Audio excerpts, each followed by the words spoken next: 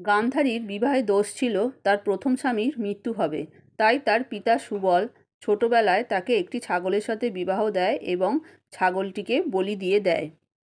গান্ধারীর সাথে ধৃতরাষ্ট্রের বিবাহ হওয়ার সময় ভীষ্মকে এই কথা জানানো হয়নি। পরে ভীষ্ম জানতে পেরে ভীষণ রেগে গিয়ে রাজা সুবল ও তার ছেলে শকুনি সমেত আর সব পুত্রদেরকেই বন্দি করে রেখে দেয়।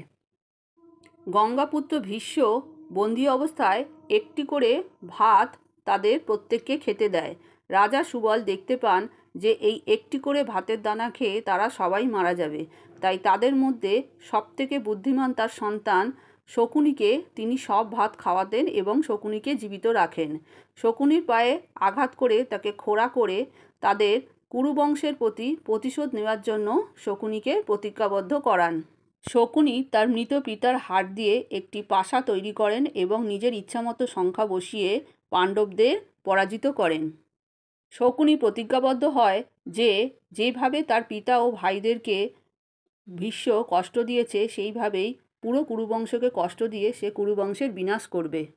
বিনা পাপে শকুনি ও তার ভাইদের যে কষ্ট পেতে হয়েছিল, তাই তার মনে এই প্রতিশোধ জন্মানো একদমই স্বাভাবিক ঘটনা। ধর্মযুদ্ধে সহদেবের হাতে শকুনির মৃত্যু হয়।